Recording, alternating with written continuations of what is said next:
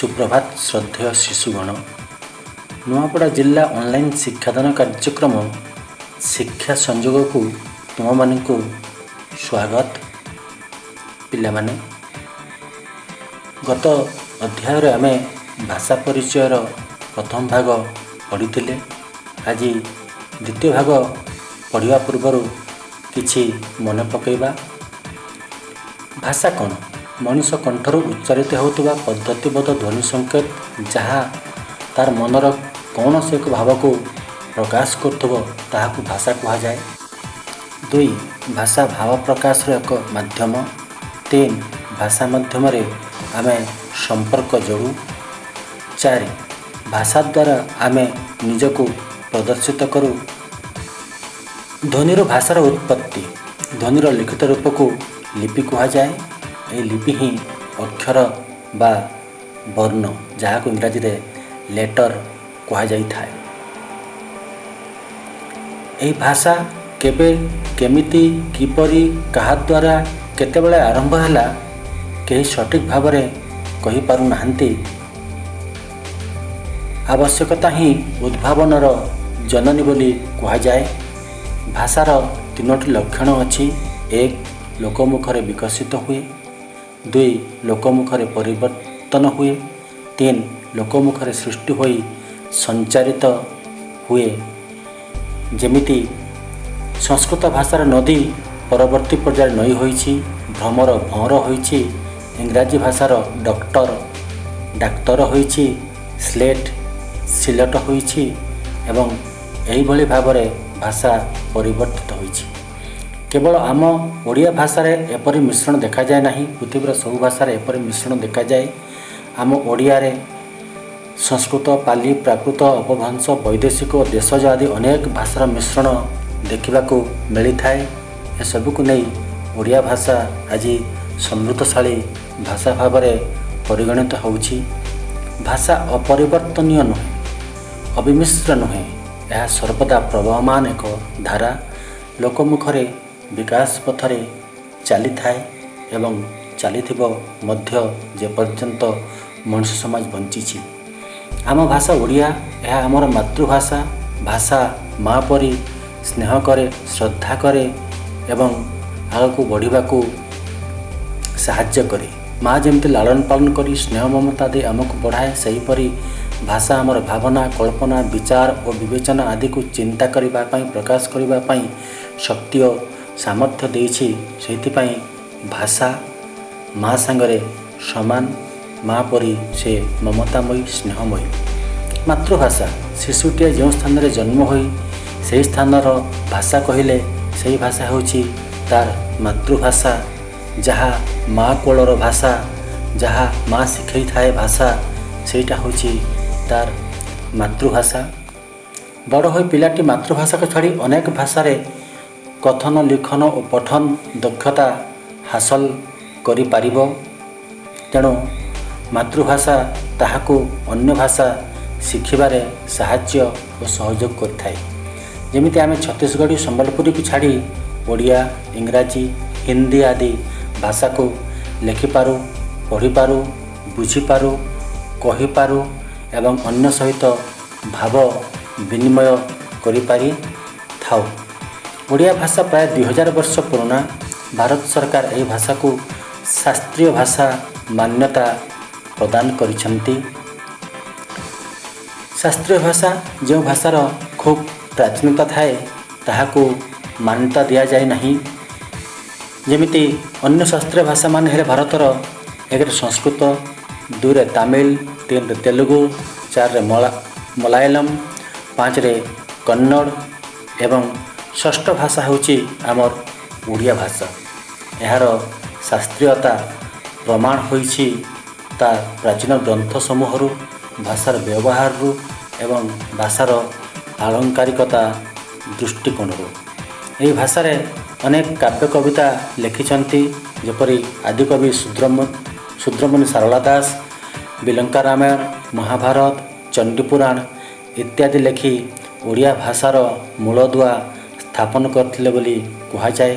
ठीक सेमती पंचदश शताब्दीर पंचसखा जगन्नाथ दास, बलराम दास, ଅଚ୍ୟୁତାନନ୍ଦ ଦାସ, ଯଶୋବନ୍ତ ଦାସ ଭଳି ଅନେକ ସାଧକ ଭକ୍ତି ମାର୍ଗରେ ଅନେକ ପୁସ୍ତକ ରଚନା କରିଛନ୍ତି।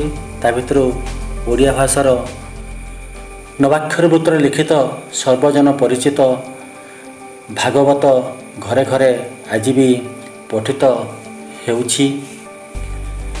ଶ୍ରୀମଦ୍ ଭାଗବତ ନାମରେ ତାହା ପରିଚିତ। ଠିକ୍ ସେମିତି ବ୍ୟାସକବି ଫକୀରମୋହନ ସେନାପତି ଯିଏ ଓଡ଼ିଆ ଭାଷା ଆନ୍ଦୋଳନର ଅଗ୍ରଣୀ ରୂପରେ ପରିଗଣିତ ଅଛନ୍ତି। ପଶ୍ଚିମ ଓଡ଼ିଶାରୁ ସ୍ୱଭାବ କବି ଗଙ୍ଗାଧର ମେହେର ଯିଏ ଅନେକ କାବ୍ୟ କବିତା ଲେଖି ଓଡ଼ିଆ ଭାଷା ଜନନୀର କୋଳକୁ ସମୃଦ୍ଧ କରିଛନ୍ତି। ଭକ୍ତ କବି ମଧୁସୂଦନ ରାଓ ଯିଏ ବର୍ଣ୍ଣବୋଧ ରଚନା କରି ଓଡ଼ିଆ ଭାଷାର ଅକ୍ଷର ଶିକ୍ଷାର ମୂଳଦୁଆ ସ୍ଥାପନ କରିଥିଲେ। ଠିକ୍ ସେଭଳି ଭାବରେ ସନ୍ଥ କବି ଭୀମ ଭୋଇ, କବି ସମ୍ରାଟ ଉପେନ୍ଦ୍ର ଭଞ୍ଜ ମଧ୍ୟ ନିଜ ନିଜ ଲେଖନୀ ଚାଳନା କରି ଓଡ଼ିଆ ଭାଷାକୁ ସମୃଦ୍ଧ କରିଛନ୍ତି, ବୃଦ୍ଧିମନ୍ତ କରିଛନ୍ତି ଏବଂ ଓଡ଼ିଆ ଭାଷାର ଗୌରବ ମଣ୍ଡନ କରିଛନ୍ତି। ଠିକ୍ ସେହିପରି ପ୍ରାଥମିକ ସ୍ତରରେ ଓଡ଼ିଆ ଭାଷା ଶିଖିବା ପାଇଁ ରାଧାନାଥ ରାୟ ବ୍ୟାକରଣ ପରିଚୟ, ମଧୁସୂଦନ ରାଓ ବର୍ଣ୍ଣବୋଧ, ଫକୀରମୋହନ ସେନାପତି ସରଳ ଓଡ଼ିଆ ବ୍ୟାକରଣ ଆଦି ରଚନା କରିଛନ୍ତି। ସମୟକ୍ରମେ ଓଡ଼ିଆ ଭାଷାର ବିକାଶ ପଥରେ ଅଜସ୍ର ପରିମାଣର ସଂସ୍କୃତ ଶବ୍ଦ, ଆଦିବାସୀ ଦେଶୀୟ ଶବ୍ଦ, ପଡ଼ୋଶୀ ଦ୍ରାବିଡ଼ ଶବ୍ଦ, ତେଲୁଗୁ ତାମିଲ ଶବ୍ଦ, ମୁସଲମାନ ଶାସନ ସମୟରେ ଉର୍ଦ୍ଦୁ ଆରବୀ ପାର୍ସି ଶବ୍ଦ, ଇଂରେଜ ଶାସନ ସମୟରେ ଇଂରାଜୀ ଶବ୍ଦ ଓ କେତେକ ପର୍ତ୍ତୁଗୀଜ ଶବ୍ଦ ପ୍ରବେଶ କରି ଏହି ଭାଷାକୁ ସମୃଦ୍ଧ କରିଛନ୍ତି, ବୃଦ୍ଧିମନ୍ତ କରିଛନ୍ତି। ଆଜି ବିଜ୍ଞାନର ବିକାଶ ଫଳରେ ନୂଆ ନୂଆ ଶବ୍ଦ ସବୁ ଆମ ଭାଷାକୁ ପଶି ଆସୁଛନ୍ତି। ଯେମିତି ମୋବାଇଲ, ଇଣ୍ଟରନେଟ୍, ଏଇ ଯେମିତି ତୁମର ଇ ଶିକ୍ଷା ବା ଇଣ୍ଟରନେଟ୍ ଶିକ୍ଷା ଯାହାକୁ ଆମେ ଅନଲାଇନ୍ ଶିକ୍ଷା କହୁଛୁ, ଏଭଳି ଅନେକ ଶବ୍ଦ ଯେମିତି virtual classroom, webinar, laptop, tablet ଇତ୍ୟାଦି ଅନେକ ଶବ୍ଦ ଆଜି ଆମର ଓଡ଼ିଆ ଭାଷାକୁ ପ୍ରବେଶ କରି ଓଡ଼ିଆ ଭାଷା ସାହିତ୍ୟକୁ ବୃଦ୍ଧିମନ୍ତ କରୁଛି ଏବଂ ଶବ୍ଦ ଭଣ୍ଡାରକୁ ସମୃଦ୍ଧ କରିଛି। ଆଜି ଆମ ଓଡ଼ିଆ ଭାଷା ଆମର ସାହିତ୍ୟ ସଂସ୍କୃତିକୁ ପ୍ରକାଶ କରିବା ପାଇଁ ଯେତିକି ଶକ୍ତିଶାଳୀ, ବିଜ୍ଞାନ ଓ କାରିଗରୀ ବିଦ୍ୟା ଓ ବୈଷୟିକ ଶିକ୍ଷା ପ୍ରଦାନ ପାଇଁ ମଧ୍ୟ ସେତିକି ଉପଯୋଗୀ। ଏହି ଭାଷାର ଦାୟଦ ଭାବେ ଏହା ମାଧ୍ୟମରେ ଶିକ୍ଷା ଲାଭ କରିବାର ସୁଯୋଗ ପାଇ ଆମେ ସ୍ୱାଭିମାନର ସହିତ ନିଜକୁ ବିଶ୍ୱ ଦରବାରରେ ପ୍ରତିଷ୍ଠା କରିପାରିବା, ଏଥିରେ ଦ୍ୱିମତ ନାହିଁ। ଓଡ଼ିଆ ଭାବରେ ଆମେ ସମସ୍ତେ ଗର୍ବ କରିବା କଥା। ଆମର ଭାଷା ଏକ ଉଚ୍ଚାଙ୍ଗ ଭାଷା, ସମୃଦ୍ଧଶାଳୀ ଭାଷା। ଏହି ଭାଷାର ଅନେକ ବରପୁତ୍ର ଲେଖନୀ ଚାଳନା କରି ସାହିତ୍ୟ ସୃଷ୍ଟି କରିଛନ୍ତି। କାବ୍ୟ, କବିତା, ନାଟକ, ଉପନ୍ୟାସ, ଗଳ୍ପ, ପ୍ରବନ୍ଧ ଏମିତି ସବୁ କ୍ଷେତ୍ରରେ ପାରଦର୍ଶିତାର ସହ ଓଡ଼ିଆ ଭାଷାକୁ ବିଶ୍ୱ ଦରବାରରେ ପ୍ରତିଷ୍ଠିତ କରିପାରିଛନ୍ତି। ତେଣୁ ଆମେ କେବେ ବି ନିଜକୁ ନୀଚ, ନ୍ୟୁନ, ହୀନ ଭାବିବା ନାହିଁ, ବରଂ ଓଡ଼ିଆ ବୋଲି ଗର୍ବ କରିବା। ମୋର ଭାଷା ଓଡ଼ିଶା, ଏହା ଏକ ସମୃଦ୍ଧ ଭାଷା। ଏ ସମୃଦ୍ଧଶାଳିନୀ ଭାଷାର ଦାୟଦ ଭାବରେ ମୁଁ ନିଜକୁ ଗର୍ବ ଅନୁଭବ କରେ।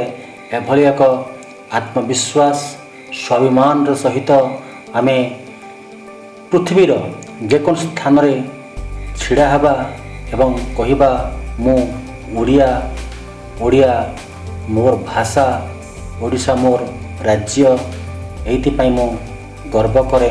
ତାହେଲେ ଆମେ କେବେ ବି ବିଶ୍ୱ ଦରବାରରେ ନିନ୍ଦିତ ହେବା ନାହିଁ, ବରଂ ଗର୍ବର ସହିତ କହିପାରିବା ମୋର ଭାଷା ଏକ ସମୃଦ୍ଧ ଭାଷା।